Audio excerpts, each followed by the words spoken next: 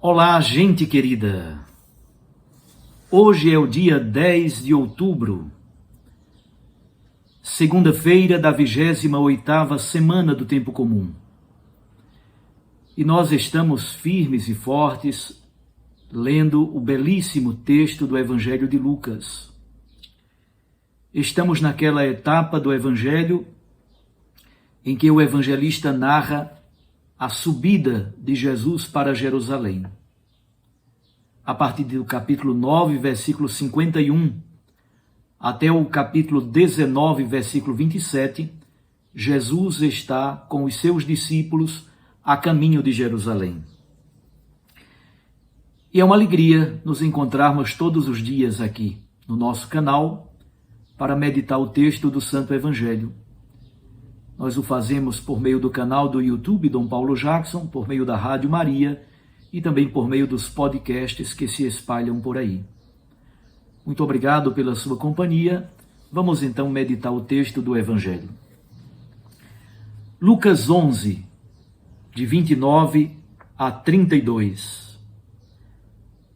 Naquele tempo, quando as multidões se reuniram em grande quantidade, Jesus começou a dizer: esta geração é uma geração má.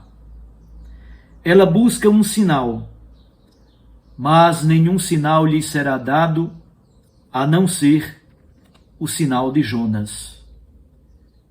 Com efeito, assim como Jonas foi um sinal para os ninivitas, assim também será o Filho do Homem para esta geração. No dia do julgamento, a rainha do sul se levantará juntamente com os homens desta geração e os condenará, porque ela veio de uma terra distante para ouvir a sabedoria de Salomão. E aqui está quem é maior do que Salomão. No dia do julgamento, os ninivitas se levantarão juntamente com esta geração e a condenarão, porque eles se converteram quando ouviram a pregação de Jonas. E aqui está quem é maior do que Jonas. Palavra da salvação. Glória a vós, Senhor.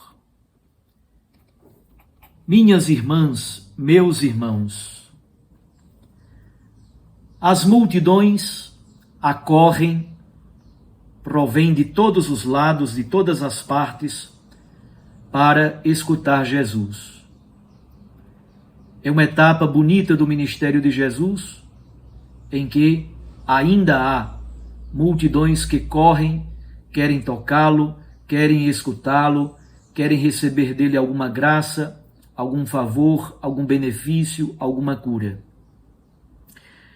E muitos pediam sinais para crer, para dar credibilidade à palavra que Jesus pregava. Muitos pediam sinais.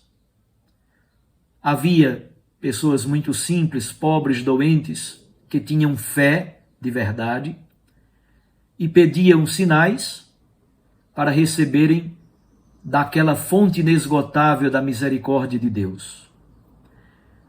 Mas havia também pessoas que não acreditavam e não queriam acreditar, queriam somente pôr Jesus à prova e pedem sinais sem acreditar neles. Na verdade, eles fazem pedidos, mas não têm nenhum interesse na resposta. Os seus esquemas estão demasiadamente fechados. Não há mais espaço para a graça, para as surpresas da misericórdia e da bondade de Deus. Muitos, especialmente as elites do Sinédrio, o grande conselho da nação judaica, formado por doutores da lei, por sacerdotes e por anciãos do povo, Muitos, especialmente vinculados ao Sinédrio, muitos estão com o coração endurecido, empedernido. Sofrem daquilo que a Bíblia chama de esclerocardia. Esclero é algo endurecido, cardia é coração. Esclerocardia, o coração duro, o coração de pedra, como diz a Bíblia Sagrada. Estes também não têm nenhum compromisso com a verdade. Jesus pode chegar pingando ouro em pó. Não convence porque eles não querem ser convencidos. Não convence porque eles estão endurecidos, empedernidos. A soberba, a empáfia, a autossuficiência não permite que eles acolham a palavra de Deus. Na verdade, eles querem somente pegar Jesus numa cilada. Mesmo resistindo, Jesus dá 2 exemplos: o profeta Jonas e a rainha do sul, a rainha de Sabá. O raciocínio de Jesus é muito simples. É construído com a lógica do menor para o maior. Assim diz Jesus: Jonas, por sua pregação, converteu a grande cidade pagã, violenta, sanguinolenta, que era Nínive, capital do Império Assírio. Não vamos entrar aqui no mérito histórico do livro de Jonas. O livro de Jonas é uma historieta, é uma novela. Quando o livro de Jonas foi escrito, há muito tempo que Nínive já não mais existia como capital da civilização assíria. Mas não é importante isso, o importante é a mensagem teológica do livro. Jonas, o profeta, por sua pregação, converteu os ninivitas. Conseguiu converter a grande nação pagã, símbolo máximo da violência. A conversão dos ninivitas é um grande sinal para as gerações subsequentes, para as gerações vindouras. Jesus então diz: aqui está quem é maior do que Jonas. Ele mesmo, Jesus. Da mesma forma, a rainha de Sabá, a rainha do sul, veio de longe para escutar a sabedoria de Salomão. Diz então Jesus: aqui está quem é muito maior do que Salomão. Aproveitemos então esta sabedoria inesgotável da santa palavra de Deus. A geração má e perversa pede sinal sem crer neles. Na verdade, Jesus utiliza inclusive um jogo, uma brincadeira. Eles são como crianças na praça.